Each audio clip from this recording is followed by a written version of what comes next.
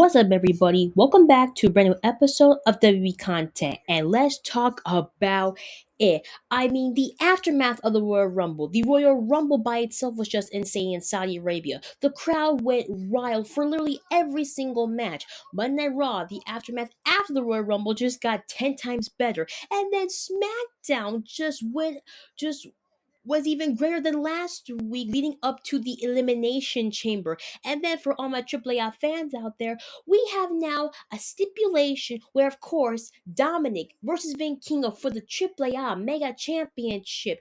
And of course, Dominic has to decide if he puts his hair on the line if he loses the AAA Mega Championship at Ley de Reyes.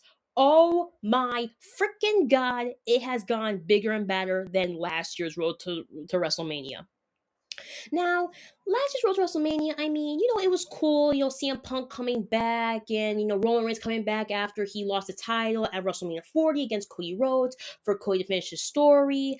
Seth Rollins had that whole rivalry between Roman and Punk for I don't know how many years. The Judgment Day on the brink of breaking up. Becky Lynch coming back after a year off of WWE.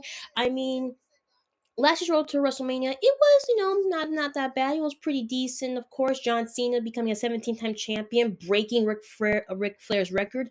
But this already, Royal Rumble, and then the Monday Night Raw after the Royal Rumble, leading up to Elimination Chamber. I mean, mind freaking blowing turn of events.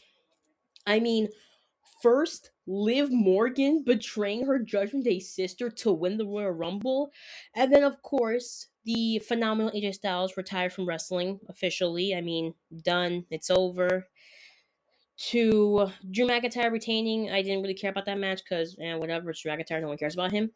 And then the men's Royal Rumble. I mean, oh my freaking god, it finally happened. Roman Reigns, the OTC, the tribal chief, the longest reigning WWE undisputed champion, won the Royal Rumble, and this time they cheer for him. Now, if anybody remembers back in the day when Roman Reigns was kind of the underdog of the WWE, he was known as the bad dog or whatever after the Shield and everything. He wasn't so much of a great wrestler as of being a babyface because when he was a babyface, they freaking booed him. Now, if anyone remembers, yes, at the time he was a baby face, was right after the Shield, and he was a good guy. People didn't like him, they didn't like his wrestling style, and every time he won a match, they would straight up boo him. One Royal Rumble he did win, everybody booed him, and that's when he eliminated Rusev. Now, a few years later, he was always the runner-up, or he got eliminated too early, or whatever, and they still booed the man. Now, since he became the tribal chief, and the bloodline, and the wise man, and everything that all that happened, the remaining 3.5 years he was a champion, they cheered for this man as a villain. This man was cheered as a villain in the WWE, and now he wins the Royal Rumble to go to WrestleMania in Saudi Arabia, and they cheer for the man. I'm like, oh my god, it has finally happened for Roman Reigns. Like, the Royal Rumble, the entire thing was just freaking crazy. I love all of it. I mean, the Women's Royal Rumble, you had the NXT superstars plus former TNA superstars coming in. The Men's Royal Rumble, you had Royce Keys from AEW, and then you had the two Grande Americanos. You got some AAA superstars, Mr. Iguana and La Parca. I mean, it was literally just freaking amazing. It was literally amazing, and I was so happy that Roman Reigns won because honestly, bro, he deserves it. After the hellish year he's had, or 2 years, with Seth Rollins and the Vision and his cousins and CM Punk and everything else that happened in the remaining 2 years, he finally won and he got cheered for it. Thank you, God. Now, the Monday Night Raw after Royal Rumble, I mean, it was just crazy. Like, everybody's wondering who's Roman Reigns gonna face. Is he gonna face Drew McIntyre? Is he gonna face CM Punk? Is it gonna be a main event fight? Is it gonna be the first match of WrestleMania? Like, there's so many possibilities leading up to that spectacular of a match to WrestleMania. Like, WrestleMania for the WWE is literally like the World Series plus a Super Bowl plus the FIFA World Cup rolled into freaking one giant ball of wrestling crazy ass matches. With Roman, his possibilities are endless. Between him and Drew's history to him and Punk's history, it can go two ways. It can literally go two ways, whoever he picked. Now, the matches leading up to of course, the main promo of the main event or whatever, I mean, oh my god. Javon Evans being the crap out of Grande Americano thanks to the original Grande Americano helping Javon Evans win that match, to Dominic Mysterio returning after a few weeks away, from the business due to an injury, but he's better now and he's ready to fight back better than ever. To him, welcoming back Liv Morgan and then Raquel comes in. I mean, let's face it, the Judgment Day is soon to be like it's finished. WrestleMania, in my opinion, will be the breaking point and they will finally be disbanded. I mean, Finn's already working on his own thing right now, becoming a champion. JD's still injured. Roxanne and Raquel and Liv, they're going through some crazy thing or whatever. As for Dominic, he's trying to focus on his career and his title. So right now, the Judgment Day is over before we even know it. Now, the Vision. I mean, what is there to say about that? I mean, not only at the Royal Rumble, Braun Breaker was the first one to get eliminated by Obafemi, of course. But then before he gets into the ring, a masked man comes out and he beats the crap out of him. I mean, let's face it. People are saying it could be Austin Theory, it could be Adam Pearce, it could be some random guy we don't even know yet, and he's just curb stomping people. But the way I see it, it has got to be 100% Seth Rollins. Think about it. Crown Jewel, he said he didn't need anybody, and what they do, they betray him because he said he didn't need anybody. While the course of the time that Seth Rollins was out, they've been winning some matches, not winning a lot, but that's because Austin Theory stole his move. As for Braun Breaker, Seth Rollins brought him into the Vision to become the biggest star in WWE. So what does Seth do? He retaliates and he does a signature curb stomp on Braun Breaker, puts him in the ring, and then Obafemi eliminates him, and that's it. Nobody from the Vision is going to WrestleMania. Now that was just funny. So right now the Vision are at crosshairs between management, crosshairs with the other wrestlers. Braun Breaker's trying to figure out who's the one that curb stomped him, which we all know is Seth Rollins, people. Let's just say to the universe, it was Seth Rollins that curb stomped Braun Breaker at the Royal Rumble to miss his shot at WrestleMania. Now, let's just cut the bull crap and get to, of course, the main promo. Punk and Roman. I mean, who doesn't remember the Shield versus Punk rivalry? Who doesn't remember Roman and Punk going at it for so many years? Before the Shield, during the Shield, after the Shield. When CM Punk left, Roman was the biggest star in the WWE. Like, right now, this is what we could have wanted, but even better than ever. Punk and Roman have a history, and now they're going to signify that in the main event of WrestleMania. Either day one or day two, they will fight in the main event for the World Heavyweight Championship. Now, what Roman and Punk said, they had some good feedback off each other. I mean, they were picking at everything they did in the past, 10, 20 years of the business? The past 10 years, CM Punk was gone, and Roman had to pick up the slack for everything. He was the champion for 1,316 days. He had the best faction in WWE. His whole family was literally running the whole company, from Monday Night Raw to SmackDown, all the PLEs, all the title defenses, everything that you could imagine, the Bloodline did it first. Now for Punk, like he said when he came back, he's not here to make friends, he's not here to do like all the silly things. He's just here for two reasons: become a world champion and to make money. So far, he's been doing both greatly, I might add. A world heavyweight champion, and he's making a lot of money becoming a champion. Better yet, a fighting champion, I might add. What I thought was funny to me was like how by the end of it, the last few seconds of Raw, Roman said, "I could pick you because I think you're the best. I want to pick you because this is the best show ever for WWE, Monday Night Raw. But no, I'm picking you because I hate you with everything, with a burning passion." And then he said, "In the main event, when I win that title, you will acknowledge me." And I'm like, boom, drop the mic, walk out of the arena, because that's how you end a Monday Night Raw leading up to WrestleMania. I mean, it's too perfect. We already had now the first match for WrestleMania, the main event, Roman Reigns versus CM Punk. I mean, that match will literally be a sight to see, and it's gonna be freaking amazing. The best in the world versus the OTC. Get your popcorn ready because it's gonna be a great match. Now, SmackDown. I mean, I knew. I even told my mom. I knew the moment SmackDown was gonna hit after Royal Rumble, either Cody Rhodes was gonna open the show or Drew McIntyre was gonna open the show, and they were gonna duke it out somehow. And not even like 20 seconds into SmackDown, Drew comes out. He's about to go off on people, but before he can get even into the ring, Cody Rhodes comes out pulverizing him. He gets him, and I'm like, holy shit! I called it. I freaking called it. What Cody Rhodes did kind of promo, I mean, it was vicious. He was vindictive. He was telling everybody how Drew McIntyre really is as a fighting champion. Like, that's the Cody I remember. Back in the day when he was the villain, he had that mask and everything. I think it was after Stardust and that whole collision happened with his brother. Like, that's the Cody I remember. Just vindictive, and he was ready to fight anybody that got in his way. Right now, it's Drew McIntyre, and he wants that title and he's hungry for it. So by WrestleMania, he will definitely pulverize Drew McIntyre. And then by the end, probably become a three-time undisputed WWE champion by WrestleMania. The whole SmackDown was just freaking insane. I mean, the women, I mean, of course, first match, Rhea Ripley, Io Sky defend the tag team champions against Kalani James and Julia. Like, those girls put on a match.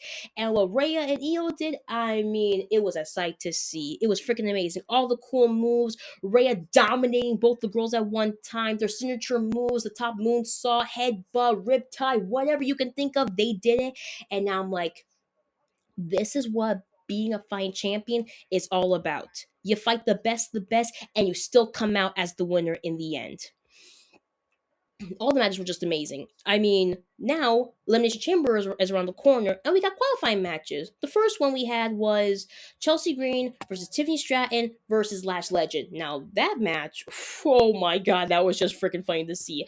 Alba Fire, Nia Jax fighting at ringside. Tiffany's all alone, and she came out on top. I mean, it was amazing. Now, for me, I would have wanted either Chelsea Green to win or Tiffany Stratton, but I'm happy Tiffany won because, she deserves it. After getting injured and then Jay Cargill beating her for the title. I mean, she deserves it, and I'm glad she's back, and I'm happy she's going to the Elimination Chamber.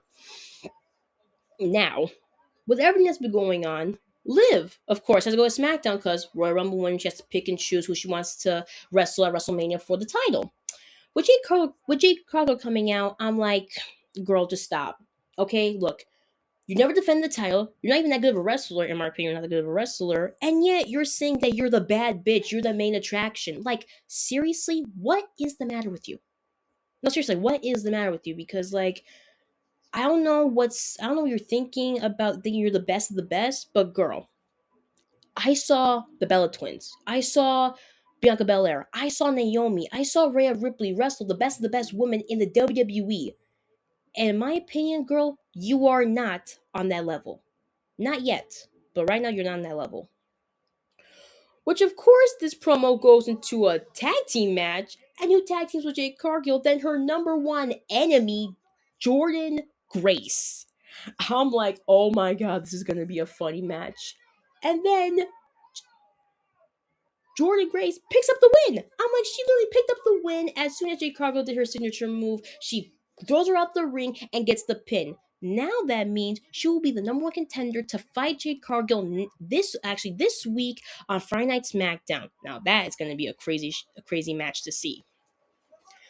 Now, okay, so after the Cody versus Drew McIntyre brawl, you now get Drew McIntyre versus Jacob Fatu. I'm like, oh my god, this man is never gonna get a freaking word out because every single time he tries to, he gets beat up. First it was Cody Rhodes, and then next thing you know, when he's in the ring, Jacob Fatu comes out and he beats the crap out of him. I'm like, bro, I knew, and I knew this was gonna happen. I knew from the moment Drew McIntyre won that title, there was going to be more enemies on his back. And not only it's not just Jacob Fatu and Cody Rhodes. You got Trick Williams, you got Damian Priest, you got Randy Orton, you got Sami Zayn. All these guys want to be a champion. Better yet, Sami Zayn's never won the world champion, and he still wants to fight Drew McIntyre for that title for his career and his title reign in the WWE. I'm like, you got yourself in a mess here and you can't get out of it because you're the one that started it. So when Jacob Fatu beat up Drew McIntyre, I'm like, oh yeah, this is gonna be a good WrestleMania. This is gonna be a great WrestleMania. And then after all the beating up, he finally cuts a promo, and I'm like he's talking all this talk about how Roman and Punk chose each other for a reason, not because it was an easy target or whatever. I'm like, dude, just shut up, okay? We all know that Punk kicked your ass more than once. One of them was actually Hell in a Cell, and he kicked your ass. Roman has been beating you up for the past 3 years with the help of his family. You never got a pin on this man. And you're saying that Roman chose Punk because he was an easy target. Nah, man. He picked him because he knows he can beat him. He knew how to beat you more than once, and look how that turned out for your career. So Drew's promo, I'd say I give him 5 or 6 out of 10. I mean, it wasn't great, or it wasn't the best promo I ever saw in my life, but I'll give him a 5 or 6 because, it's whatever. Now, the main event: Solo Sikoa, Damian Priest, and Randy Orton. I'm like, no, sorry, I'm sorry. I mean Damian Priest. I meant Aleister Black. Oh my freaking god! We all know Solo comes out with the MFTs. He's got Uncle Howdy's lantern, and of course he was gonna do his thing. But where is the MFT? Better yet, where's the Wyatt Six? MFT and Wyatt Six were nowhere to be found after Tama Tonga's match against Shinsuke. So in my mind, I'm like, wait, Uncle Howdy just did a little tape promo. Tama Tonga won his match against Shinsuke. After that, nobody is to be found. Of the Wyatt Six, of the MFTs, nobody has been found yet. So I think the Wyatt Six got the MFT, and of course they're having a little situation with the Lantern. So with Sokoa having the Lantern, but not his family, we might see a bit of a ransom trade-off thing like you see in the movies, where of course Solo gives Uncle Howdy the Lantern, and Uncle Howdy gives him back his family. But I'm pretty sure it's probably going to end down to a big, huge brawl, and it's either going to be like either a cage match or a tag team match or whatever. But I'm pretty sure it's going to end in a brawl where by the end the Y6 get the lantern, which is rightfully theirs, and it's a tribute to the legend himself, Bray Wyatt. Now the main event was just freaking insane. I mean, Solo trying to pull off the stops, Randy and Aleister going at each other like crazy, and then two RKOs to Aleister Black and Solo Sikoa, and Randy Orton wins the whole thing. Now the first spots are already taken for the both men and women. Tiffy Stratton, Randy Orton. Now we have a couple more spaces opened up. So who will be in the Elimination Chamber this year? I know it's going to be crazy. The last spot to get to WrestleMania, and it's going to be a crazy ride, especially where it's going to be in Chicago, CM Punk's hometown. I mean, it couldn't get any better than this. It could not get any better than this. So the next day, AAA. Awesome matches. We have new AAA Mixed Gender Tag Team Champions, Mr. Iguana and Lola Vice. But the start of the show of it all, Dom Mysterio coming out, talking crap about Van Kingo, talking about the legacy that he has right now, carrying two legacies actually for the Guerrero family and the Mysterio family. Van Kingo comes out, and instead of putting his career on the line, how about we do it a little further, and instead we put your hair on the line? Now, if anybody remembers, of course, the famous hair versus hair matches back in the 80s and the 70s, the famous mask versus mask matches in luchador history, where of course you lose, you have to take off your mask. It's tradition, and it's a legendary match, I might add. So, by I think next weekend or so, we're gonna see the contract signing between Vankingo and Dominic. And if he does sign it, that means if Dominic loses the match, he not only loses the title, but he has to cut his hair. Oh man. I know it took him a while to grow out that mullet. I think it took him like what 2 3 years to grow out that mullet, and now he's got a full mullet. But now he's on the brink of losing it. All that hair and the title, of course, against Vankingo. I mean, Vankingo, come on. You couldn't give us a better contender for the man. I mean, you could have given us Octagon Jr. again, or Penta, or Ray Phoenix, or La Parka. That would have been awesome. Or how about this? Santos Escobar. Now that would have been a cool match to see for the Triple M Mega Championship. That would be cool. But of course, it's been Kingo, and they're gonna meet each other at Reyes for the Triple M Mega Championship. So far, this week of wrestling has just been crazy on top of crazy on top of crazy. I mean, you just can't get out of it. With veterans coming and going, with um legends coming back to WWE, NXT superstars are dominating both brands of the business. I mean, like right now, WWE for 2026 has actually gone a little bit better than 2025. Let me just say that.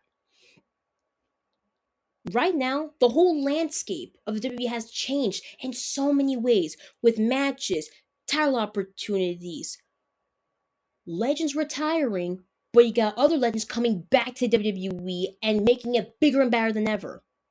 Like, you couldn't have asked for a better way to start off the road to WrestleMania than this. Now, as for the other matches, I don't know what's going to happen. So many possibilities, so many title opportunities, so many storylines to be mentioned for WrestleMania. I mean, so much. And plus, we could see a favorite musician coming back to WWE for one little WrestleMania moment match. Hint, hint, wink, wink. Of course, he put on the grandest show ever at the Super Bowl. I mean, it was incredible. I thought it was amazing. And who knows, he could return to the WWE ring sooner than we know. Well, that's all I have for today, guys. Be sure to watch Monday Night Raw tonight, 8 Eastern, 5 Pacific. It's going to be a crazy, wild night leading up to the Elimination Chamber. Be sure to watch Elimination Chamber on ESPN February 28th, live in Chicago, Illinois. Hope you guys have a great rest of your week, and I will talk to you guys soon.